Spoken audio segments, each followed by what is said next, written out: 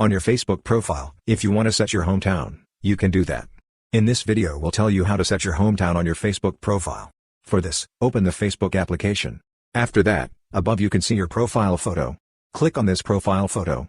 When you're clicking on that, you'll reach your profile. In your profile you can see personal details. Click on personal details. When you're clicking on that, here you can see the hometown option. Click on hometown. When you're clicking on that, here you can see add hometown. Search for your hometown. After searching, select that hometown. For example, I'm selecting this area.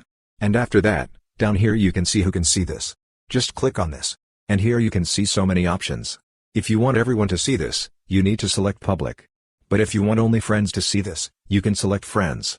And if you want to hide anyone from your friends list, click on friends except and select the profile from which you want to hide this. For example, I'm selecting this profile. After that, click on this done button. After this, all your friends except this person will be able to see this. And if you want your friends and friends of friends to see this, you can select friends of friends. And if you want only specific people to see this, you can select specific friends. And after that, select the friends which you want to see this.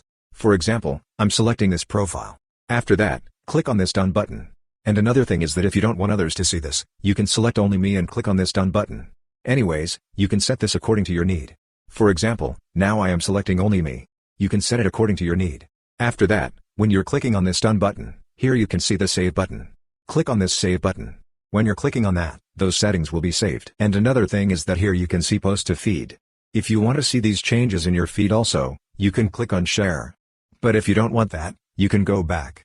So this way you can easily set your hometown on your Facebook profile. Hope this video was helpful for you. If you find it helpful, consider subscribing. See you in the next video.